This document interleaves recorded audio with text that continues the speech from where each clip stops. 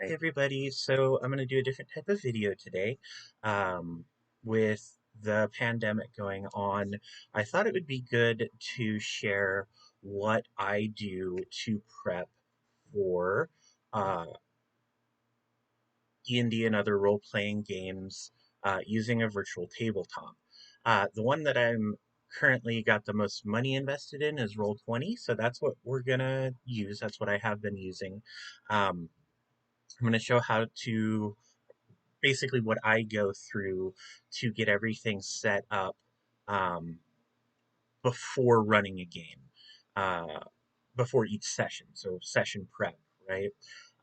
It's a little bit different for Roll20 than it is for sitting in person and getting everything set up. Um, that being said, just because it's different doesn't mean it's any harder. It's just a matter of knowing the sort of nuances of the system. So let's go ahead and get started. Of course, we want to launch our game.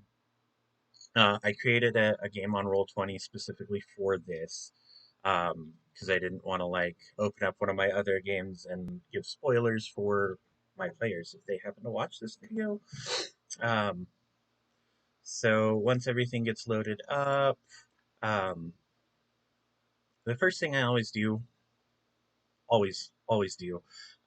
anytime I start a new Roll20 game, is go over here to your options and down to what you want to broadcast. And I always choose nothing, and I don't want to receive anything either, and then reconnect. And that's going to prevent your side of everything seeing if from a broadcasting. So if you're using like Discord or Zoom or whatever medium you're using, it prevents Roll20 from interrupting and messing that up. Um, and honestly, I love Roll20 as a system, but their voice and video chat is super buggy and laggy, so I'm not a fan. Next, so this is, of course, is a brand new game, um, but we're going to pretend that we're at the bottom fortress level of the Sunless Citadel. So, for instance, if the players would have just gotten here, I would first open up the chapter containing it. In this case, it's going to be the Citadel. Um, so this gives you handout of the map. You can let your players see it if you want. I wouldn't. I also usually pop things out so I can envision them. So this breaks it down, right? So it's got um, what you read to the players, and then the different section levels, which I'm pointing to the screen. Not that you can see where I'm pointing, but we've got like the ledge, so the first roll or first area, right? Um, and what I'll do for session prep is I'll go through and we typically have 3 or 4 hour sessions. I know my players pretty well, so I can usually guesstimate how long we're going to go. And by that, uh, how far we're going to get into the particular adventure or module that I'm running.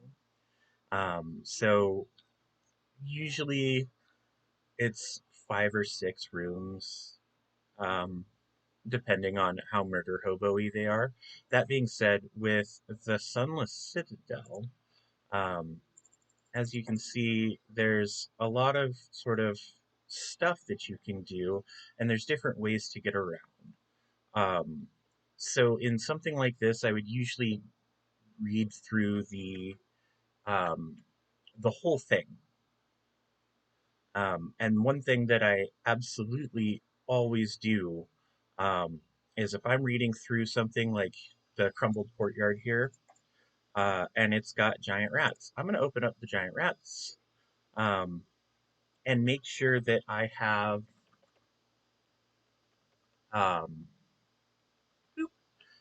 make sure that I have that character sheet or monster sheet open, so that when they encounter it, I can just be right there, ready to go. We can roll for initiative, and we're good to go. Again, I like to have everything popped out, and that's an option you can use over here under My Settings. Use monster window pop-outs for characters. Um, and that way, anytime you click on a journal entry, it automatically pops it out.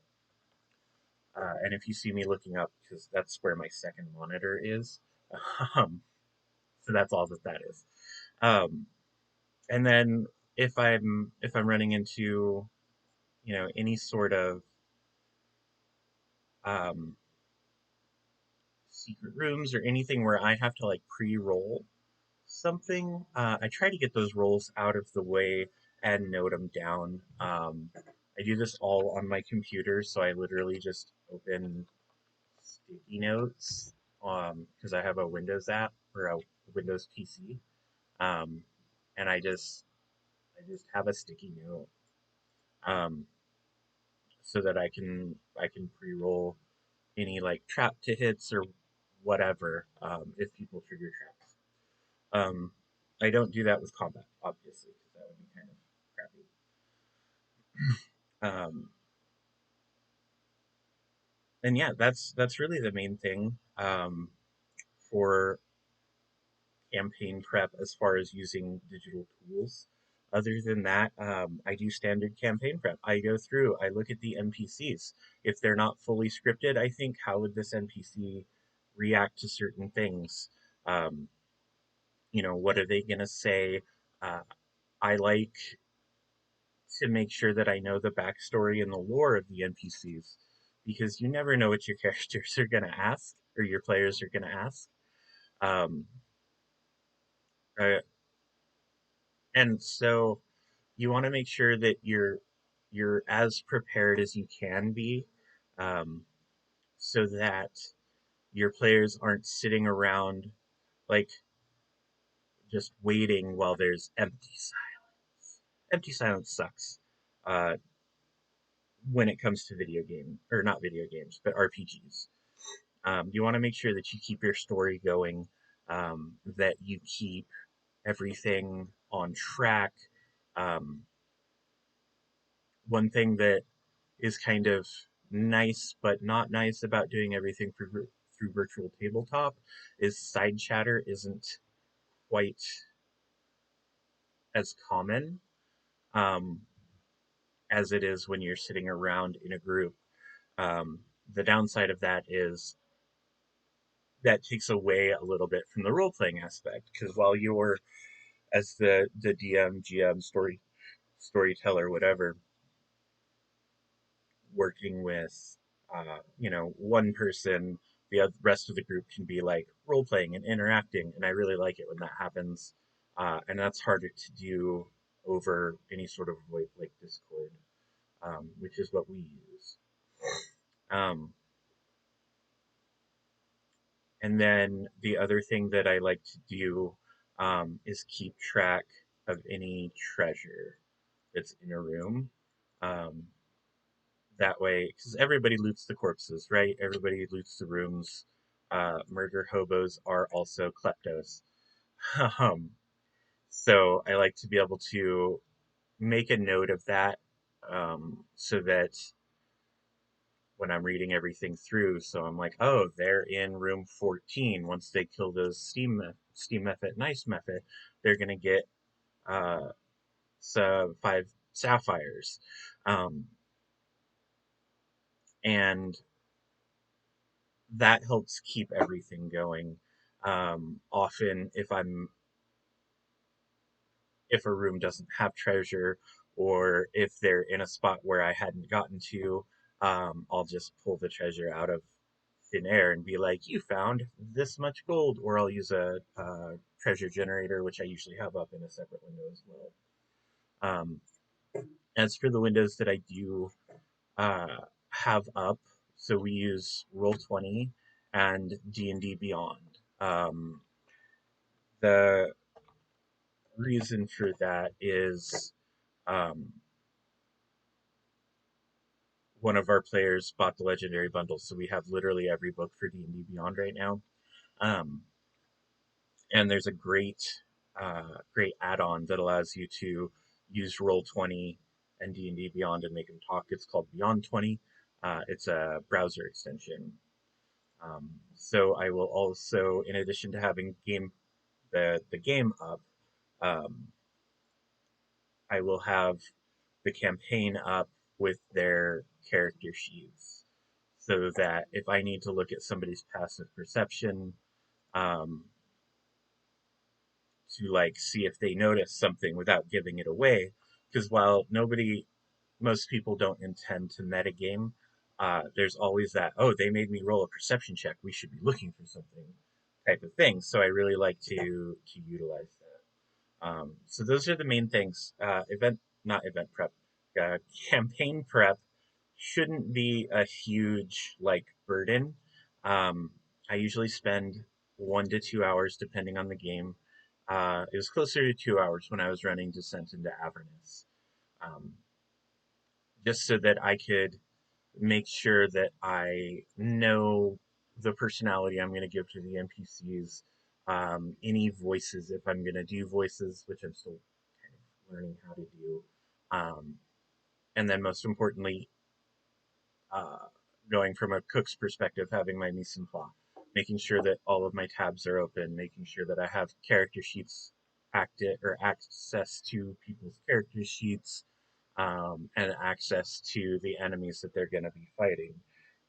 That way, I'm not like having to go, okay, where's this monster? Oh, it's a twig blight. It's way down there, or forgetting that I can search for stuff. Um, but when you're running a pre-made game through Roll20, any like D&D modules or whatever, specifically any D&D modules. I haven't really played any other games through Roll20 other than Carbon, and we have to port all of our content into that. But they come with all of the encounters. There's a random encounter table. Often they come with pre-scripted macros. This one doesn't. Um, So like they make things pretty easy for you. The only other thing I would say to keep an eye out on in D&D or in Roll20 is make sure that the dynamic lighting is updated if if that's something you use. So just make sure that your dynamic lighting is set up properly. Um, I always use dynamic lighting. Um, that way, I think that just turned it off. Okay, there we go. That way, when a player is in that has vision, we're just going to give vision to this token. Um,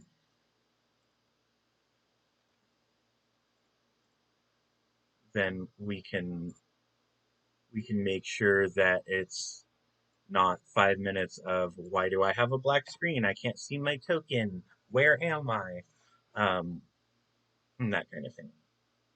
So that's my super basic game prep tutorial. Um, this is the first sort of game prep tutorial I've ever done. If you like it, please be sure to like and share. Um, Typically, I do makeup videos, which I've got one that I'm working on. It's going to be a Phoenix inspired video. So if you like to do makeup and you want to see me do makeup and try to do makeup, I absolutely encourage it. Um, and you can check out my other videos. There's not a lot of them, but I'm working on it. I'm new to this whole doing a YouTube thing. But yeah, that's it. So thanks for watching, and have fun playing games.